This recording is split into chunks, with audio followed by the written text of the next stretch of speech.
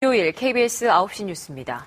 중앙아시아에서 유일하게 남아있던 우즈베키스탄 주재 북한 대사관이 최근 우즈벡 정부에 의해 폐쇄 조치된 것으로 KBS 취재 결과 확인됐습니다. 핵실험과 이딴 미사일 발사로 국제사회에서 북한의 외교적 입지가 갈수록 좁아지고 있습니다. 모스크바 하준수 특파원이 단독 보도합니다. 중앙아시아 우즈베키스탄의 수도 타슈켄트에 있는 북한 대사관입니다. 북한 대사관은 이달 초 폐쇄됐고 공관원들은 지난달 말 모두 철수한 것으로 확인됐습니다. 대사관 건물과 아파트, 차량 등 공관 자산도 이미 매각됐습니다. 건물을 팔려고 내놨습니다. 오래전에 한 6월달 정도 팔려고 내놨다고 자동차랑. 지난 1월 북한 핵실험 이후 우즈베키스탄 정부가 대북 제재 차원에서 자국 내 북한 공관의 철수를 요구한 것으로 알려졌습니다. 외교관계 단절은 아니지만 북한 스스로의 결정이 아닌 상대국에 의해 강제로 쫓겨난 것입니다. 우즈베키스탄 주재 북한 대사관은 지난 98년 카자흐스탄 주재 대사관이 폐쇄된 뒤 중앙아시아의 유일한 북한 공관이었습니다. 이제 CIS 독립국가연합 지역에서 남은 공관이라곤 러시아뿐입니다. 현재 우즈베키스탄은 북한의 대사관을 설치하지 않고 중국 주재 대사관이 겸임하고 있습니다. 북한은 앞으로 러시아 주재 대사관에서 중앙아시아를 비롯한 CIS 국가 전반을 담당하도록 할 예정인 것으로 전해졌습니다. 모스크바에서 KBS 뉴스 하준수입니다. 중앙아시아의 한가운데 있는 우즈베키스탄은 스탈린의 이주 정책으로 옮겨간 고려인들과 그 후손들이 현재 18만 명이나 살고 있습니다. 구소련 붕괴 이후 1992년 북한과 외교 관계를 맺었는데 고려인들이 많은 데다 값싼 원자재 수입 공급원으로 북한에게는 중앙아시아의 외교적 요충지 역할을 해온 곳입니다.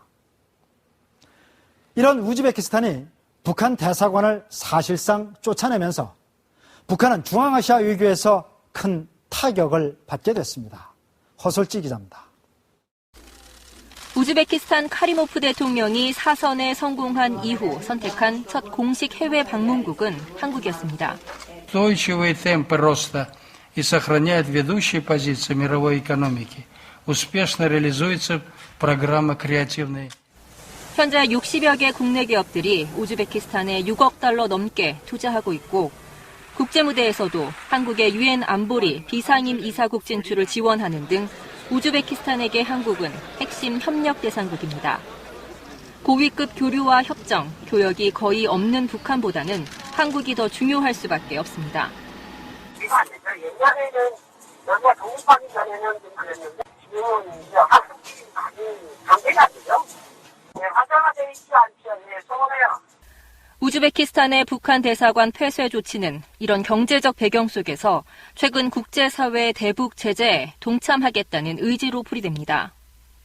북한은 지난 1998년 폐쇄한 카자흐스탄 대사관의 재개설을 시도하고 있지만 카자흐스탄의 호응이 없는 것으로 전해졌습니다. 유라시아를 잇는 요충지이자 풍부한 지하 자원에 접근할 수 있는 중앙아시아의 마지막 대사관까지 폐쇄되면서 북한의 외교적 고립은 더 심화될 것으로 보입니다. KBS 뉴스 허솔지입니다. 이번 조치로 북한은 또 하나 주요 거점 제외 공간을 잃는 상당한 타격을 입게 됐습니다. 핵실험 이후 대북 제재가 장기화하면서 북한의 외교적 고립이 점점 심화되고 있습니다. 계속해서 강나루 기자입니다. 북한 외교에 가장 먼저 이상 신호가 켜진 곳은 북한의 우방국이 몰려있는 아프리카입니다.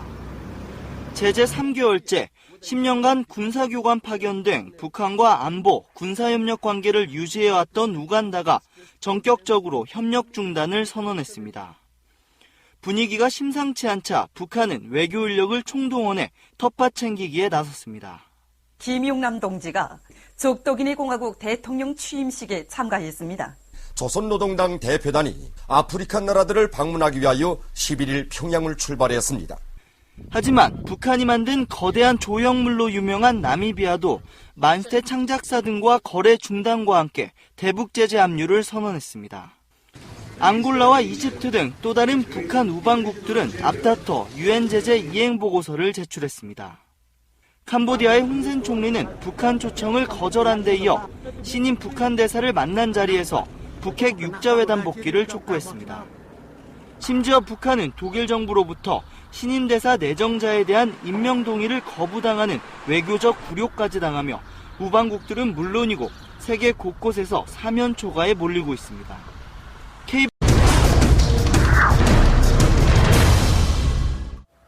김정은에 대한 정부와 해외 자금줄을 쥐고 있는 외교관을 비롯해 북한 엘리트들의 망명과 이탈이 가속화하는 듯합니다. 이번엔 북한 외화벌이 창구인 노동당 39호실의 고위 간부가 수십억 원의 김정은 통치 자금을 들고 잠적한 것으로 알려졌습니다. 윤동빈 기자입니다. 북한 노동당 39호실은 대성무역 상사, 대성은행 등 120여 개 회사를 거느린 김정은의 외화벌이 창구입니다. 대북 소식통은 유럽에서 자금을 관리하던 노동당 39호실 소속 간부가 지난해 50여억 원을 갖고 탈출해 제3국에서 보호를 받고 있다고 밝혔습니다. 이 간부는 한국행을 검토하고 있는 것으로 알려졌습니다. 지난해 39호실 소속으로 비자금을 관리하는 대성은행의 러시아와 중국 지역 담당 간부도 연달아 망명한 것으로 전해졌습니다. 김정은의 자금 관리책들이 속속 이탈하고 있는 겁니다.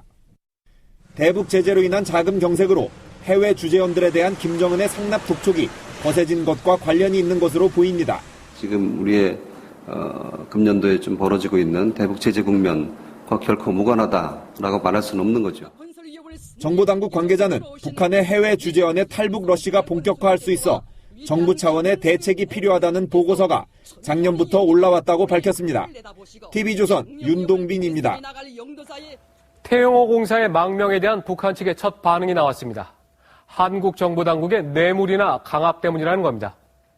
북한의 주장은 예상대로인데 저는 지난번 북한 여종업원의 망명 당시 북한 측 입장을 대변하다시피 한 민변이 어떻게 나올지 그게 좀 궁금합니다.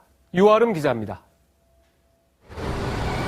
북한의 비공식 대변인으로 불리우는 일본 소재 종이평화센터 김명철 소장은 태영호 공사 망명이 한국 정보당국의 뇌물이나 강압에 의한 것이라고 주장했습니다.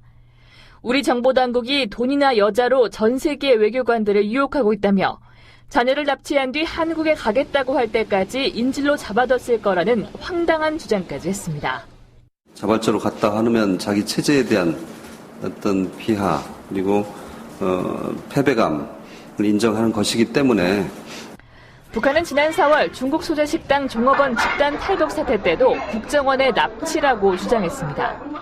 이번에도 또 납치 주장을 되풀이할 가능성이 높아 보입니다. 우리 주민들을 주인 납치해서 이른바 탈북자의 감투를 씌워 남조선으로 끌어가는 북한 매체들은 태공사 망명은 보도하지 않았습니다. 대신 박근혜 대통령을 향해 난데없이 원색적인 비난을 쏟아냈습니다. 북한 당국은 해외 각지에 검열단을 급파하고 외교관 가족들의 긴급 소환령을 내리는 등 내부 단속에 나섰습니다. 하지만 통제와 압박을 강화하더라도 엘리트층에서 시작된 탈북 도미노가 그칠 가능성은 낮다는 관측입니다. TV조선 유아름입니다. 외국 언론이 태영호 공사의 망명에 대해 연일 비중 있게 보도하고 있습니다. 영국의 유력 언론이 태공사가 주영 한국 대사관으로 들어가 망명을 신청했다고 보도한 게 눈에 띕니다. 김혜민 기자입니다. 테니스와 카레를 좋아했던 태영호 주영 북한 공사가 자본주의를 끌어안았다. 미국 뉴욕타임즈가 태공사의 망명 소식을 집중 보도했습니다. 뉴욕타임즈는 긴박했던 망명 과정을 자세히 다루며 한국 정부가 태공사로부터 핵과 미사일 등 북한의 중요 정보를 얻을 수 있을 것이라고 전망했습니다. 뉴욕타임즈는 또 존스 홉킨스 대학연구원의 입을 빌어 북한 고위층 탈북이 지속되기는 하지만 많지는 않을 것이라고 내다봤습니다. 북한 엘리트들이 아직 한국에서 편하게 살 수 있는 방법을 찾지 못했기 때문이라는 설명도 달았습니다. 반면 미국 전략국제문제연구소의 빅터차 한국석자는 태공사 망명을 계기로 북한 정권의 탄압이 심화되면서 외국에서 활동하는 북한 사람들의 추가 탈북이 반복될 수 있다고 분석했습니다. 영국 언론들은 태공사 망명에 한국과 영국의 도움이 있었다고 전했습니다.